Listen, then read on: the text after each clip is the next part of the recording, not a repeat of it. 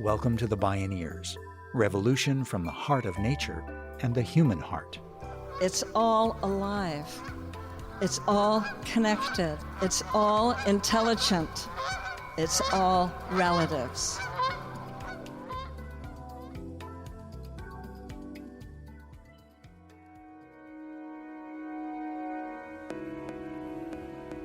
In the design world, and when you're talking about regeneration of a place, you have choices that you make.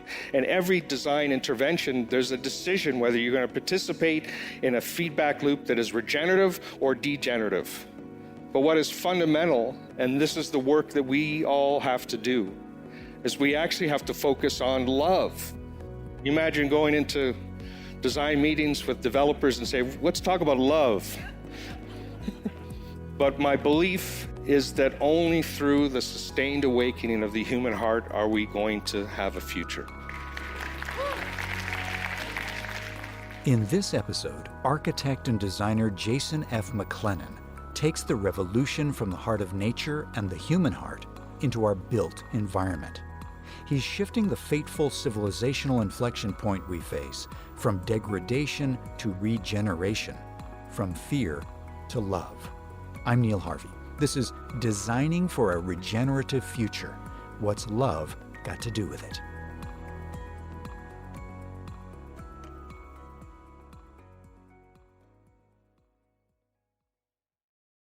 We need to design our built environment in the same way that nature devises its architecture, running off of the sun rather than fossil fuels, using the water that we can capture and not polluting our environment. The important thing, of course, is that we solve these issues in an interconnected fashion. They aren't isolated issues. They are things that have to be solved together. And that holistic framing, if you will, is fundamental to the Living Building Challenge. And what we're trying to imagine, of course, is a world that actually is living, that will be worth living for. Now, contrast that vision with current reality. In the U.S., buildings are the #1 energy-using sector. They account for 40% of primary energy consumption, 39% of CO2 emissions, and 13% of water consumption. Instead, what would it feel like to live in a world where our built environment was as elegant as nature's designs? Where nature itself is our design model, mentor, and metric, so we live comfortably within its boundaries and limits? What if our built environment actually enhances natural systems? What if our living and working spaces nurture our human communities and quality of life? And yes, what's love got to do with it? Those paradigm-changing questions have inspired Jason McLennan's lifelong quest to design and build what he calls living buildings that are in harmony with nature and create vital healing spaces for people. He's among the world's most influential visionaries in contemporary architecture and green building. As a sought-after designer, consultant, and thought leader, he's the principal of McLennan Design. As a global design firm, it uses regenerative design to solve some of the most vexing challenges bedeviling society at this transformative inflection point. He published the influential WELL Building Standard and has written 7 books on sustainability and design, including the cornerstone in the field, The Philosophy of Sustainable Design. In 2006, McLennan transformed the still nascent field of green building with a shot across the bow called the Living Building Challenge. It conceptually leapfrogged the leading green building certification standards by a country mile. Jason McLennan spoke at a Bioneers conference. I started writing the Living Building Challenge, and the idea was that we needed to fundamentally change architecture, that we needed to reimagine the impact that our built environment was having on the world. And it was a bit crazy in people's minds, and I was told that this will never happen or be a long time, and I'm glad that that has been proven wrong. It was so far out there when we launched it. It was illegal, in fact, in just about every jurisdiction in North America, so we had to get to work on that. And it's amazing to think that doing things in support of life would be the thing that was illegal. So a lot has happened since I launched the challenge. I remember not only was it illegal, we had to change water laws in particular, and you couldn't find the materials, but of course energy, renewable energy at the time was more expensive, and now that's changed. The cheapest form of new energy is renewable energy, and that's incredible. It's amazing to think that when we launched the challenge, we didn't have smartphones. We didn't have Teslas. So this idea that we can now electrify everything is much more real, and people are doing it. And they're doing it all over the world, which is exciting, again, which is good. It's progress, and we can imagine that we have all the tools now that we need to have a fundamentally different world.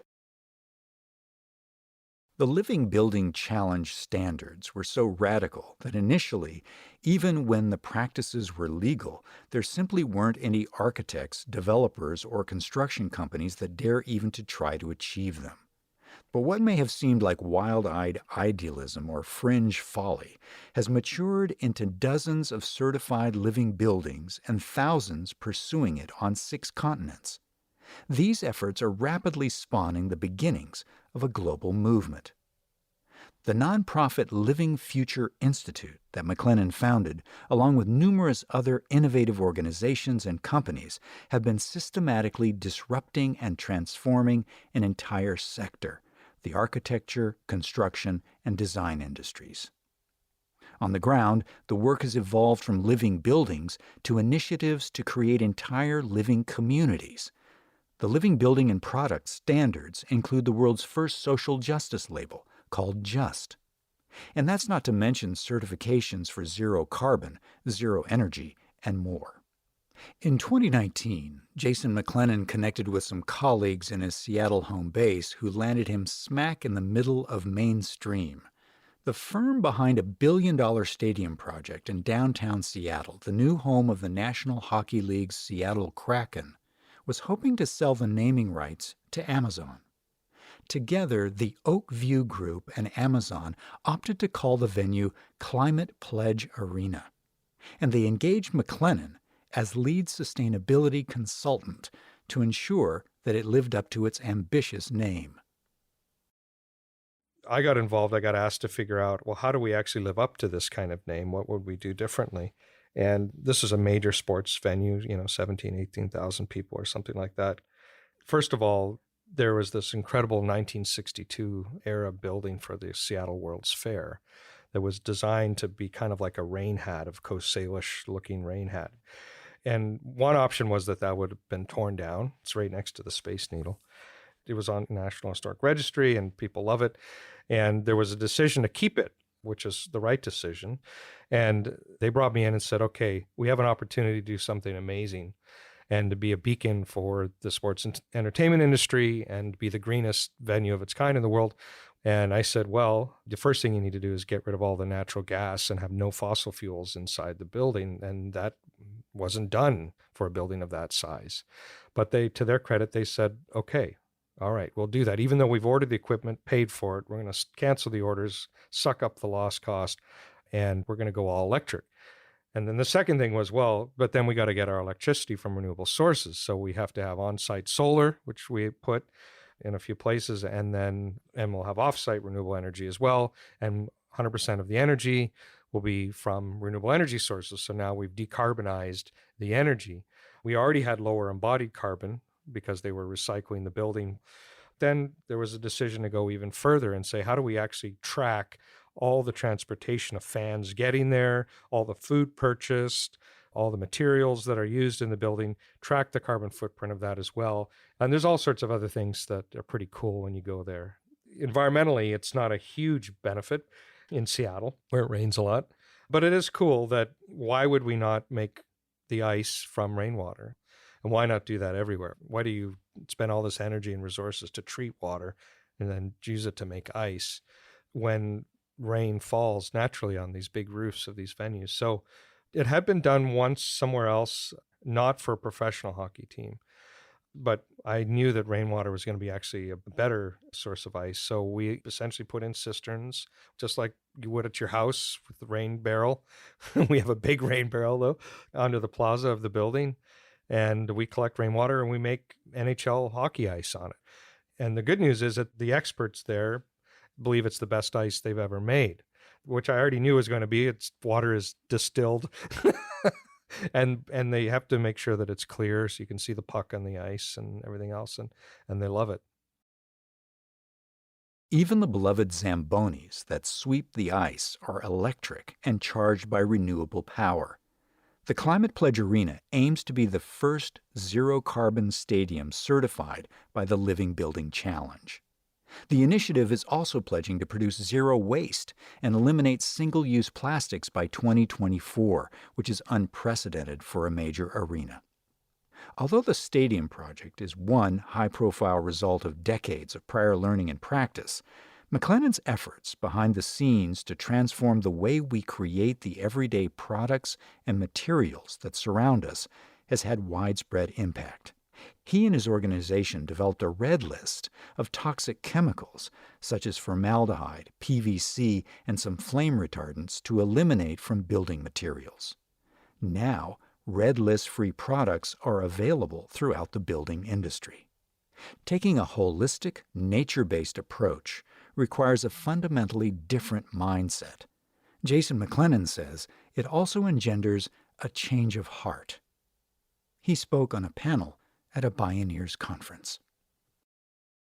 The hardest barriers that we have found to doing regenerative projects, to doing living buildings, in the end are not technological, they're not economic, they're not educational, like know-how based.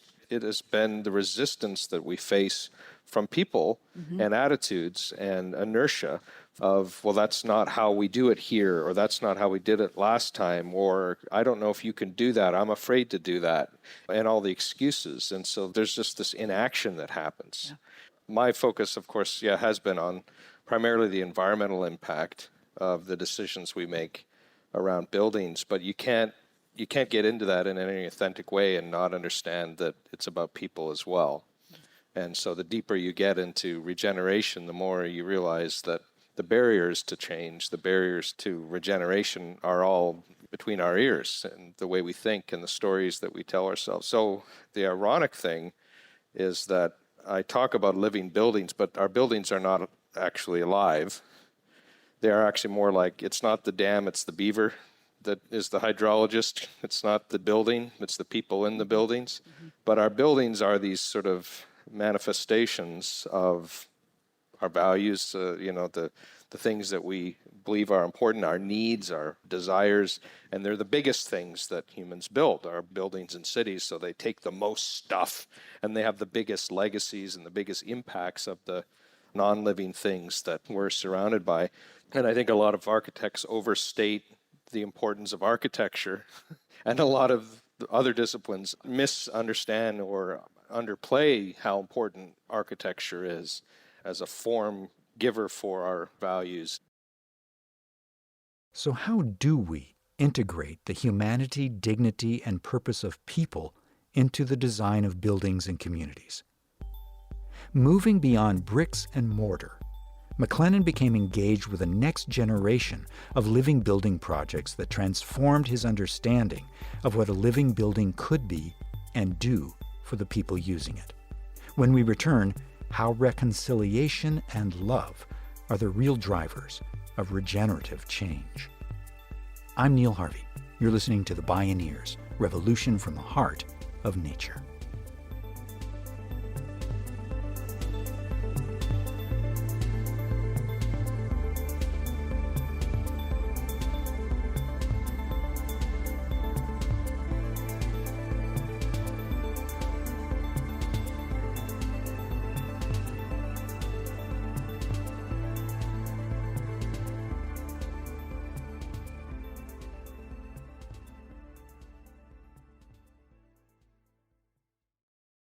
You can visit Bioneers.org to subscribe to our newsletters and podcasts, check out deep dives on the topics that matter to you most, and learn about our events.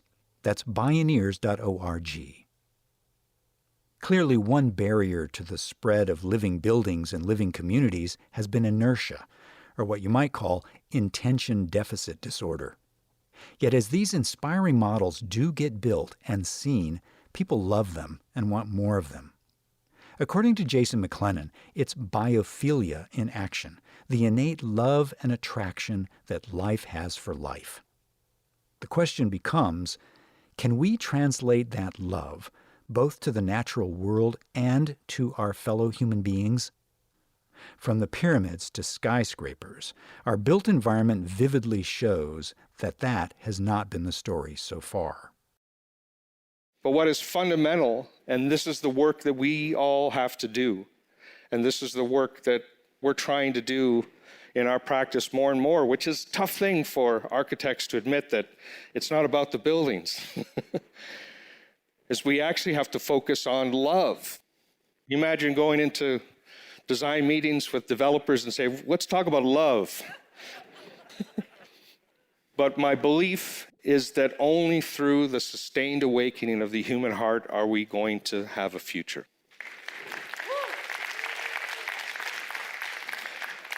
In the design world, when you're talking about regeneration of a place, you have choices that you make in what you do and how you design. So there's this point of action. And every design intervention, there's a decision whether you're going to participate in a feedback loop that is regenerative or degenerative.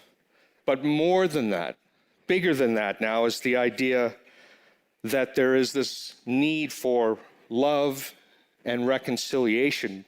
And that same decision point is the decision point between fear and love, and feedback loops that are either bringing us together as a people and as life on this planet, or moving us apart.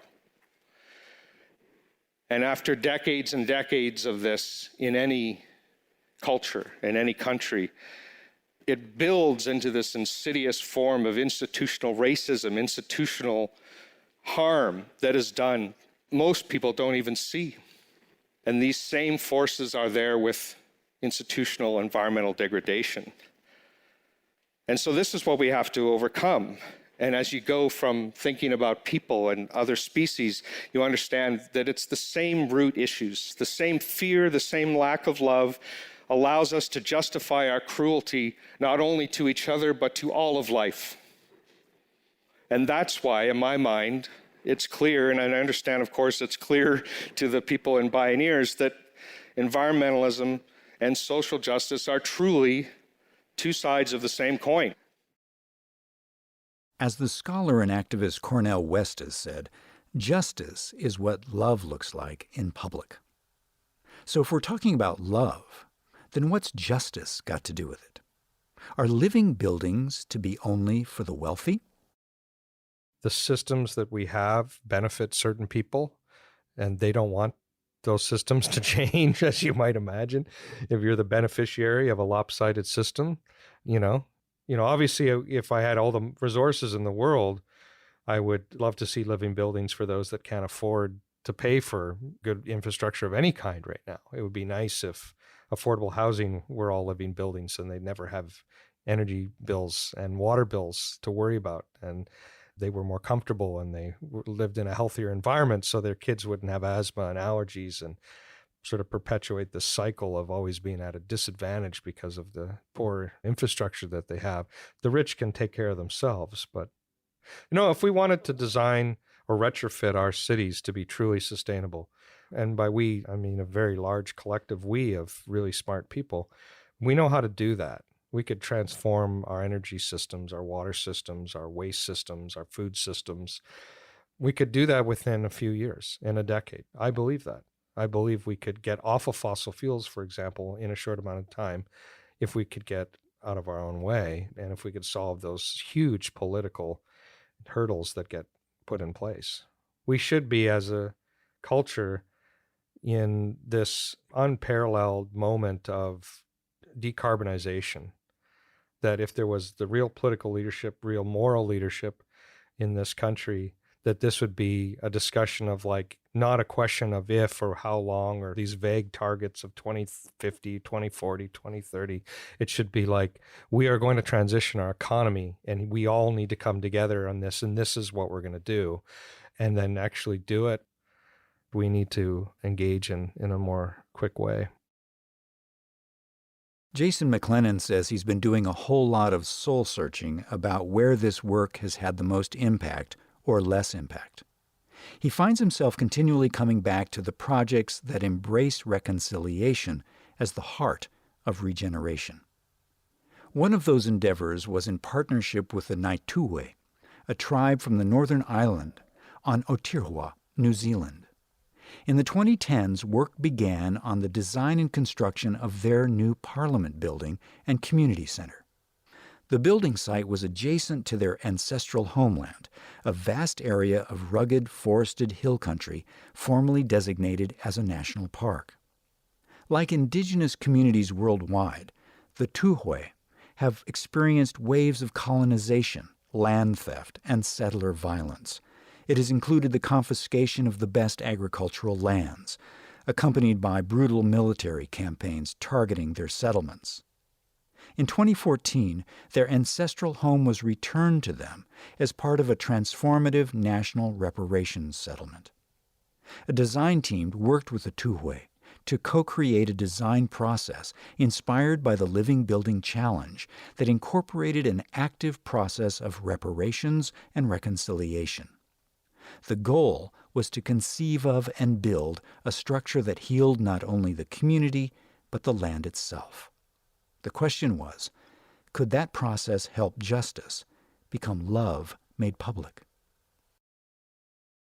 They shared it with the chief and members of the clan, and they resonated with it immediately and said, oh, this is another way of saying what we believe.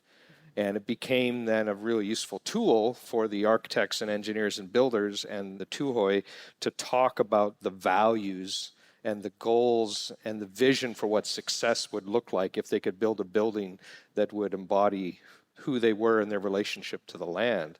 And so that was really kind of cool. And so, yeah, the Living Building became a rallying cry.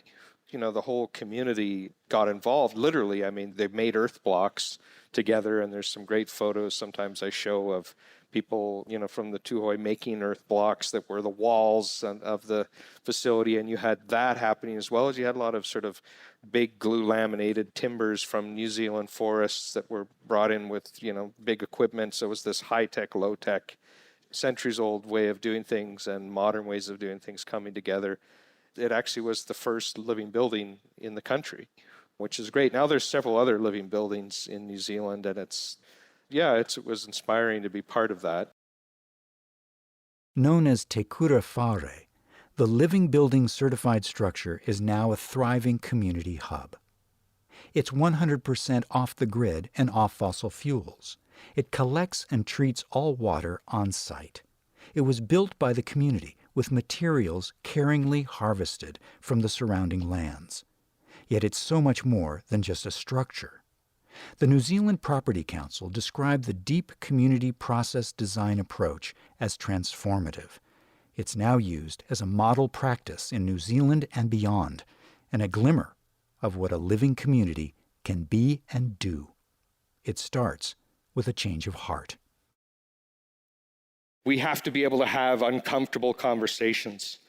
We have to be able to accept that we have had an impact on other people. We have to ask for forgiveness. We have to make amends. We have to stop the damage. We have to work together to heal and design systems together. You cannot heal an ecosystem without healing yourself. And the beautiful thing, though, is if you begin to heal an ecosystem, you will heal yourself. Because it is an opening up of your heart. And that's this amazing thing, is when you start this journey of opening your heart to love and asking for forgiveness and making amends and working together, it is a powerful path in my mind to both, again, reconciliation and regeneration. And you can begin it anywhere. All of us here have a journey, some more deeply than others, perhaps.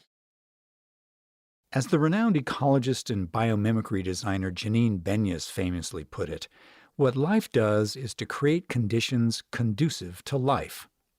Like the Gaia hypothesis, it's the idea that the entire symphony of all living things self-regulates the Earth's conditions to make the physical environment more hospitable for them in an exquisite, dynamic balance. Think of it as a vast hospitality enterprise. And the world wants to heal. It wants to regenerate. Life is the only thing in the universe that we know that resists entropy. It wants to come back. And I think, and what I would add to Janine's quote is, love creates the conditions for love. And so where you begin, that's up to you. There's so many places, peoples, cultures that we need to reconcile with as a society. We need to obviously reconcile within ourselves. And there's so much regenerative work that needs to be done. And these are like interlooping spirals of work, I think. And one without the other doesn't work. And I hope that that can extend, of course, not only to the people that look like us and other people generally, but to all of life. When we begin to see the world as one interconnected system of which we are just one critical part, and when all people and all life are deemed valuable, then we will make it. And only then will we have a future.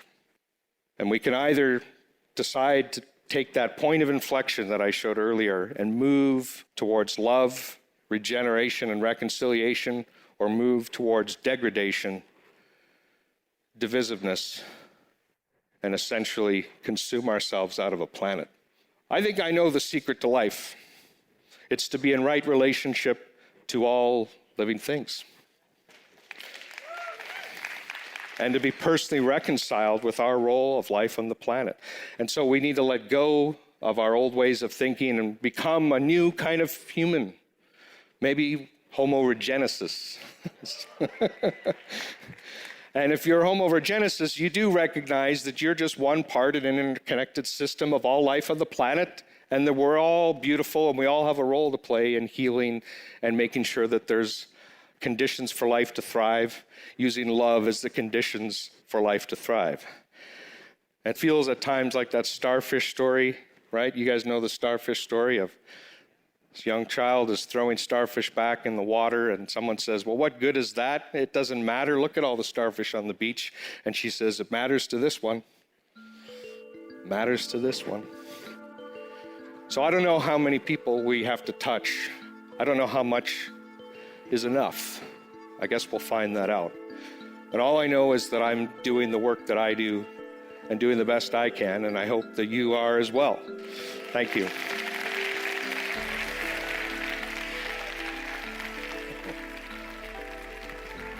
Jason F. McLennan, Designing for a Regenerative Future. What's love got to do with it?